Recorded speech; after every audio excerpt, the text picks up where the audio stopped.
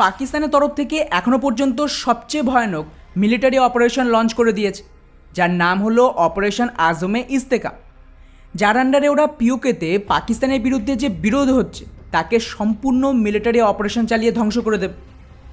Interesting ব্যাপার হলো এই সব কিছুর পেছনে কিন্তু চায়নার ডিরেক্টলি হাত রয়েছে।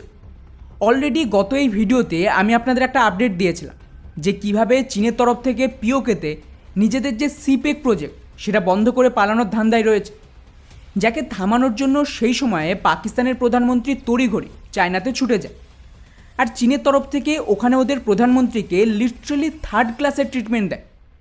এমনকি চায়না তো এটাও ডিমান্ড করেছিল যে চীন পুনরায় এই সিপেককে তখনই চালু করবে যখন পাকিস্তানের আর্মি একটা অপারেশন লঞ্চ করবে, যেরকমটা 2015 সালে করা হয়েছিল, যার নাম ছিল অপারেশন জারবে আজম।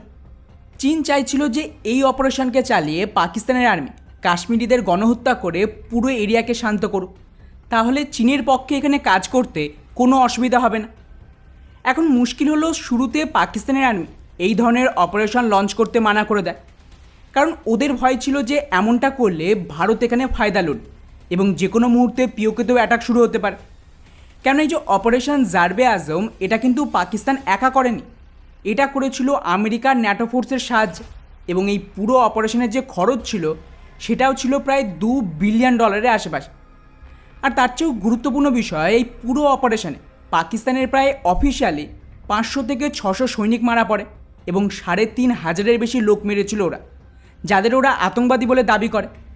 কিন্তু যদি ওখানকার লোকাল মানুষের কথা বলা হয়, ওরা দাবি করে যে এই পুরো অপারেশনে অ্যাকচুয়ালি আতঙ্কবাদী নয়, বরং বালুচ আর বাকি এথনিসিটির লোকজন ছিল যারা পাকিস্তানের বিরোধ করত, তাদেরই পাকিস্তানের আর্মি এখানে লিটারালি গণহত্যা চালিয়েছে।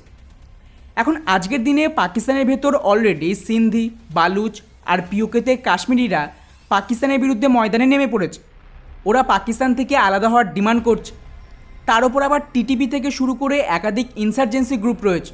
ফলে এতগুলো ফ্রন্টে পাকিস্তানের আর্মি একা লড়বে কী করে? এখানে তো আমেরিকাও নেই যে ওরা সাপোর্ট দেবে। সেক্ষেত্রে ভারতের ফায়দা নিয়ে পিওকেতে অ্যাটাক করতে পারে। তাই এই ভয়ে কিন্তু প্রথমে পাকিস্তান এখান থেকে সরে আসে। কিন্তু আশ্চর্যজনকভাবে গতকাল পাকিস্তানের মিডিয়া এই রিপোর্টটা সামনে আনে, যেখানে ফাইনালি পাকিস্তানের আর্মি নিজেদের একটা নতুন অপারেশন এখানে লঞ্চ করে দিয়েছে, যার নাম হলো আজমে ইস্তেকা, যার আন্ডারে ওদের প্রধানমন্ত্রী থেকে শুরু করে পুরো ক্যাবিনেট, আর্মি, আইএসআই আর বাকি ল এনফোর্সমেন্ট এজেন্সির মিটিং হয়। এই মিটিংয়ের সর্বসম্মতিতে এটা ঠিক করা হয় যে হ্যাঁ, পাকিস্তানের আর্মি গোটা দেশ জুড়ে যারা পাকিস্তানের বিরোধ করছে বা ওদের কথায় সো কল্ড আতঙ্কবাদী, তাদেরকে পুরোপুরি এলিমিনেট করে দেবে। যেখানে এই অপারেশনের মেন টার্গেটই হলো পাকিস্তানের দখলে থাকা পিওকে, গিলগিট বাল্টিস্তান, ওদিকে বালুচিস্তান। আর স্বাভাবিকভাবে এই পুরো অপারেশনের আন্ডারে পাকিস্তানের আর্মি না কেবল গ্রাউন্ড অপারেশন চালাবে, বরং এয়ার স্ট্রাইকও লঞ্চ করা হবে, যাতে বলপূর্বক কাশ্মীর আর বালুচদের থামাতে পারে। অর্থাৎ সোজা ভাষায় এটা একটা নতুন গণহত্যা শুরু হচ্ছে। এখানে বেসিক্যালি পাকিস্তান চায়নাকে খুশি করার জন্য এই পুরো অপারেশনকে লঞ্চ করল, যাতে পিওকেতে বিরোধকে পুরোপুরি কুচলে দেওয়া যায়। কিন্তু বন্ধুরা, যদি ভারতের পয়েন্ট অফ ভিউ থেকে কথা বলি, তাহলে এটা আমাদের জন্য ভালো খবর। এই ধরনের গণহত্যা শুরু হলে অ্যাকচুয়ালি এই বিরোধ থামবে না, বরং আরও বড় আকার নেবে, যেমনটা 1970-এর দশকে বাংলাদেশে হয়েছিল। আর স্বাভাবিকভাবে পিওকের লোকাল লোকজন পাকিস্তানের বিরুদ্ধে হাতিয়ার তুলে নিতে বাধ্য হলে পুরো একটা যুদ্ধের ময়দানে পরিণত হবে। তখন ভারতের জন্য এটা সহজ হবে পিওকে ফেরত আনার। আমরা কিন্তু ইন্টারন্যাশনালি এটাই বলবো যে পাকিস্তানের আর্মির তরফ থেকে যে ধরনের গণহত্যা চালানো হচ্ছে তার বিরুদ্ধেই ভারত নিজেদের লোকজনকে বাঁচাতে এই লড়াই লড়ছে। আর তার সাথেই পিওকের লোকাল সাপোর্ট থাকলে আর্মির জন্যও পুরো মিশন সহজ হবে।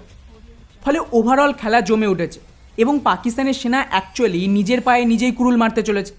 এখন দেখা যাক যে এই অপারেশন চালু হওয়ার পর গ্রাউন্ড থেকে কী ধরনের রিয়াকশান শুরু হয় পিওকেতে, তার উপরেই নির্ভর করছে ভারতের অ্যাকশান। বাকি পুরো বিষয়টিকে নিয়ে আপনাদের কি মনে হয় নিচে অবশ্যই কমেন্ট করে জানাবেন। জয় হিন্দ।